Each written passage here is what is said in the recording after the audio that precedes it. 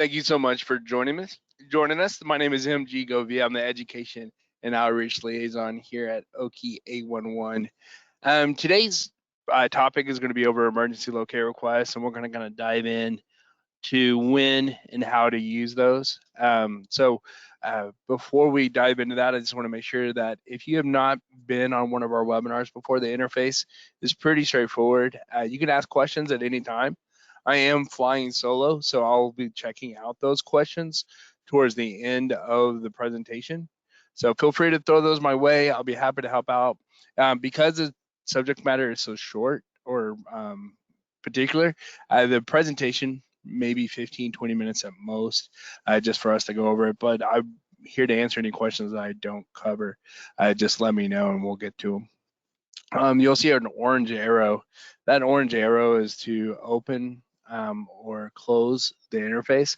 So if it disappears on you, just find that orange arrow, or if you need it out of your way, use the orange arrow as well. So with that housekeeping being said, again, feel free to ask any questions at any time. I'll get to them towards the end of it, and then we'll make sure that we're answering all your questions regarding emergency locate requests. If you haven't been on one of our webinars before, we always like to share what our mission and value statement is. Our mission is to provide quality underground damage prevention services. And then our value statement is delivering excellence through honesty, integrity, and having a highly engaged workforce in a fun and supportive workplace. Oki 811 became a company in 1979. There was a group of member companies or facility operators that got together and decided that it would be beneficial if one call could be used or made to alert all 12 of those companies that digging was going to take place. And being the marketing geniuses they are, they named that company Oklahoma One Call. We're still around. In 1979, I got it established with 12 companies, and now we have a little bit over 1,400 member companies, all protecting the underground facilities that they own or operate. In 1982 is when the Oklahoma Underground Facilities Damage Prevention Act became law. That's the damage prevention law of Oklahoma, and it is centered around two things. It starts with our operators letting us know where their assets are geographically and what personnel to contact when digging is going to take place. And for it to work, we need to notice that digging is going to take place. That's where the excavators come in. They need to let us know no less than 48 hours, excluding the date of notification, weekends, and holidays before excavation at a minimum. You can give more than just the 3 business days, up to 14 calendar days, but the minimum is 3 business days notice before digging is going to take place. And so how the process works, it starts with the excavator contacting Oki 811. You may notice we use the word contact a lot instead of call. I know at one time, some of you may have been around long enough to remember when we were called call Oki, but we've changed it up. Over 75% of our locate requests are submitted through our website. So you may contact us with the minimum amount of notice. We're going to process a locate request for you. We're going to map out a dig site that is described by the request, and then the ticket number is going to be generated and given to the excavator. We're sending out notifications to the member companies that are in that geographic area. An average of 6 members are notified per ticket. Just for illustration, last year we did just a little bit over 1.2 million locate requests. So that means over 7 million locate requests were received by our member companies last year for marking.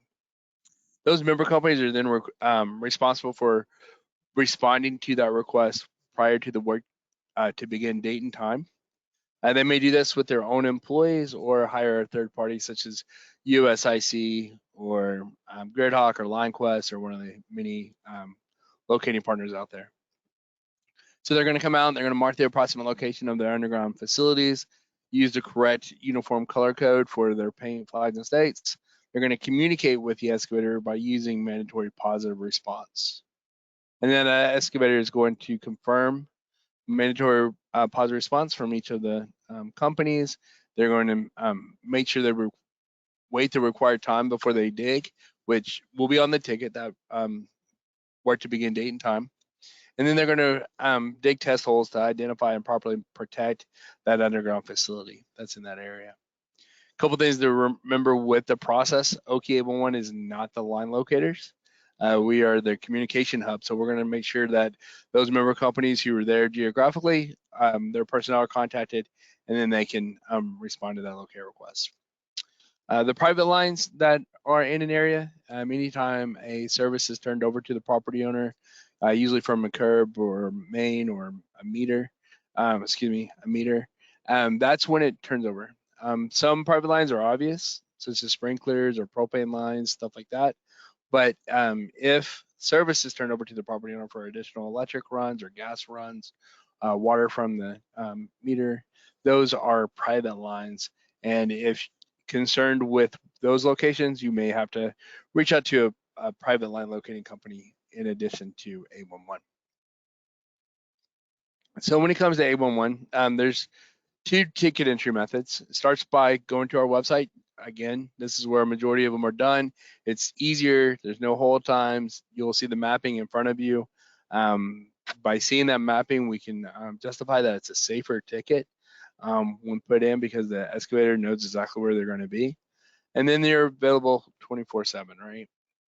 But if you do need to give us a call, Monday through Friday, 6 a.m. to 6 p.m. is our office hours.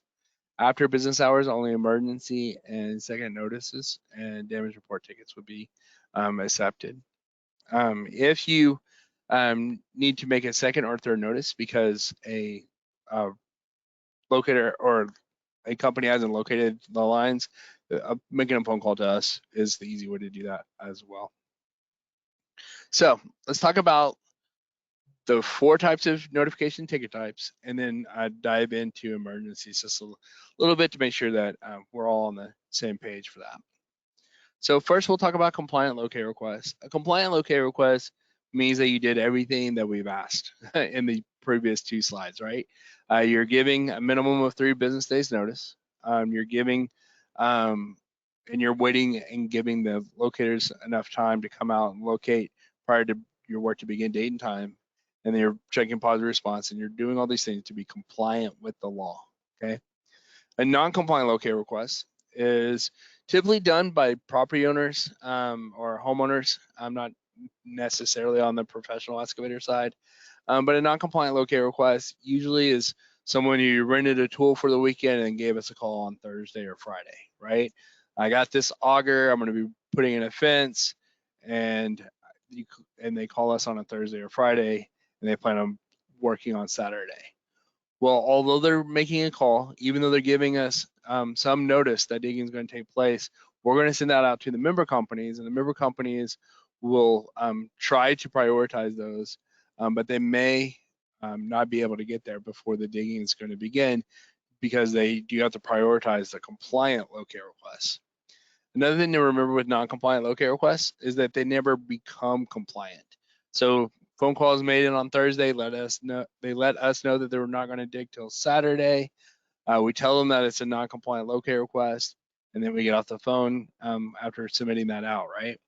Well, if that caller decides to wait till Monday or Tuesday before digging, thinking that that made the ticket valid, it does not. A non-compliant ticket will always be invalid and doesn't become valid after the mandatory notification period.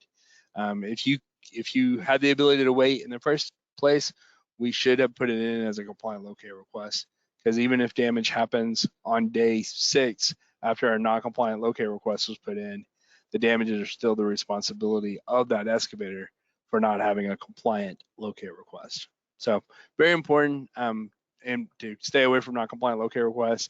They're a courtesy notification to the member companies. They're going to try, of course, but that does not put liability on them. It's always going to be on the excavator for not having a valid locate request.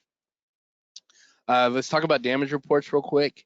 Damage reports, exactly what it sounds like. It's an opportunity for someone who has discovered damage on a work site, whether it was their fault or not. We're looking for the report of it, letting us know if a pedestal is damaged, something was nicked or gouged or broken. We want to know those things so that we can have that documentation, get that information back out to the member companies in that area for what's necessary for repair. This is not something that we're going to be using for liability or anything like that. It's just an opportunity for those to be repaired. The liability side of things that comes outside of us, this is documentation. However, the liability that would be insurance or OCC, depending on what happened with that damage. And then finally, let's talk about emergency locate requests. Emergency locate requests is when there's digging that has to happen immediately due to an endangerment of life, health, or property. So there's water busted, wiping out a street. There's someone without gas and it's negative 10 degrees outside, so we're worried about heat, right, for the resident. So there's plenty of reasons that we can justify emergencies, right? But we do have to justify it with that need to dig immediately due to an endangerment to life, health, or property. It is an understanding that you cannot be compliant and save someone's health, life, or property. So that's why the justification is so important. But then when giving that notice to us that an emergency digging is about to take place, we're going to ask for as much time as possible. Although you may need to dig as soon as possible, well before 3 business days, we want to give the member companies as much time to locate as possible. The third-party companies or the bigger companies, they may be able to respond to every locate or emergency locate request within a couple hours, and that's awesome. But what about in rural areas where you may have a smaller municipality or rural water system or someone who may not be able to get to you within 2 hours because of that emergency? Well, if that's the case, why not give them as much time as possible, 4 hours or 6 hours if you're tracking down a part or needing a specific employee, someone who works that equipment the best, or whatever the case may be. The more time you can give, the better. There is no mandatory response time with emergency locates when it comes to the law, and I'm going to share that with you here in just a moment. There's no mandatory response time, and then if excavation is still taking place on the next day, the excavator can put in a second notice. So let me share with you what the law says real quick. I'm not going to read it word for word, but here you can see where it talks about emergencies, and it says that an emergency exists that endangers life, health, or property, and then under these conditions, excavation may begin immediately.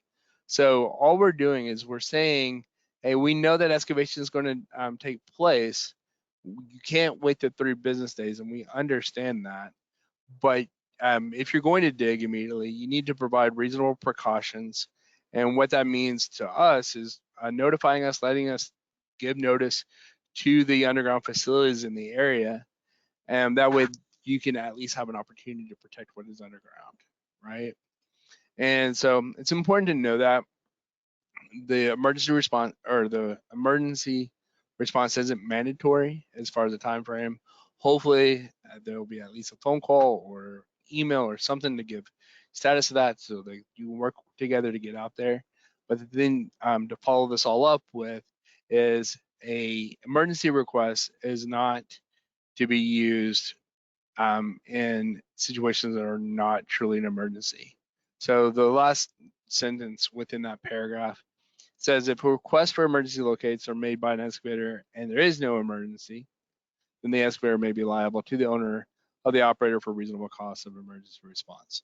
So to my knowledge, this has been in the law now for almost 2 years.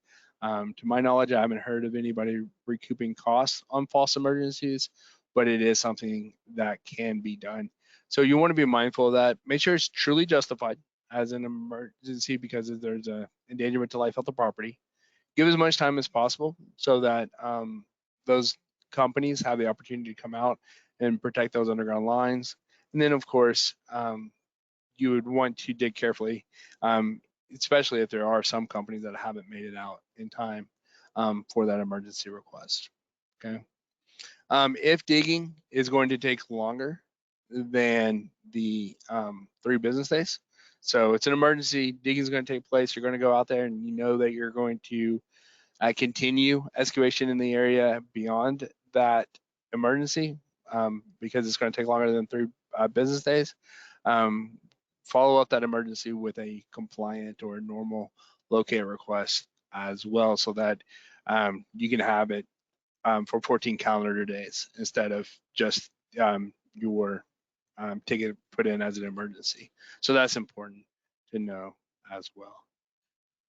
So when it comes to those fraudulent requests, I just want to kind of talk about that one more time.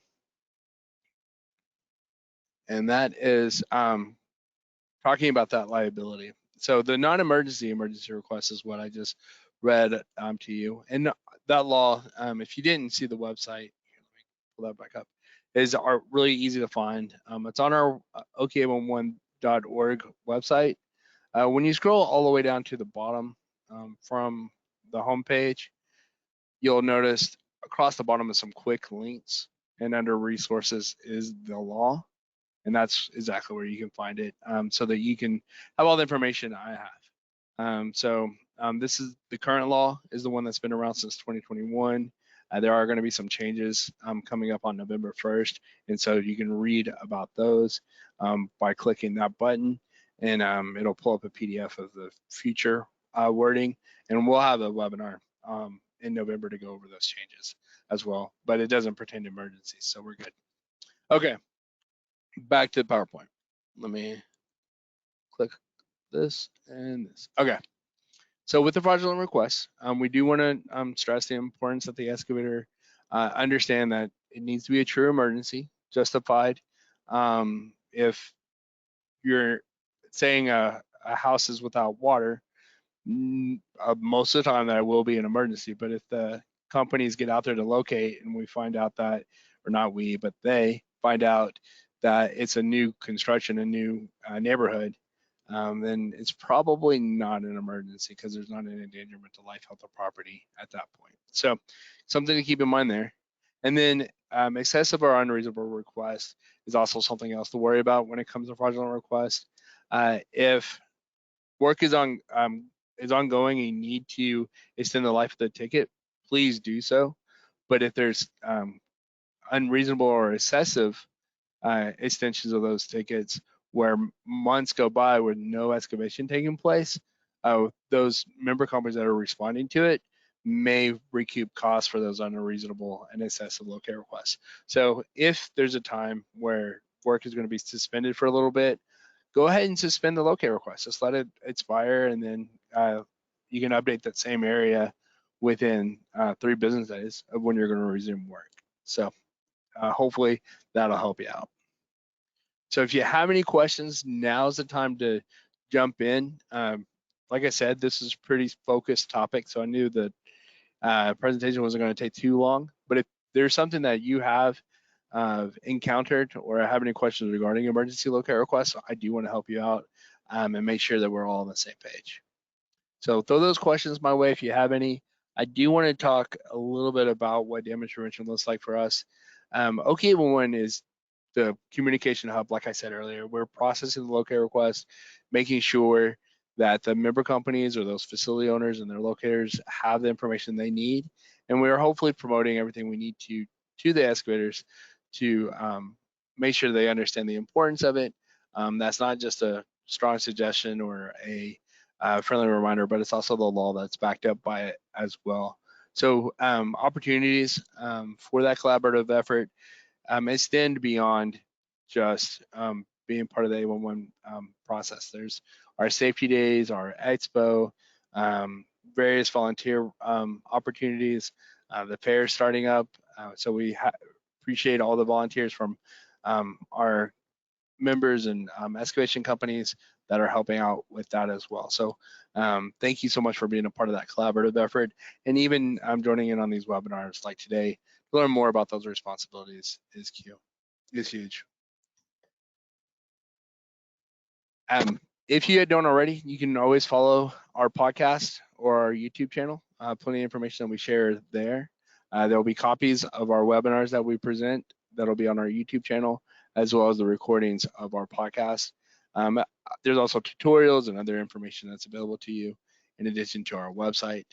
And then finally, it doesn't seem that any questions are going to be coming in. But if you do think of any questions offline, feel free to let me know.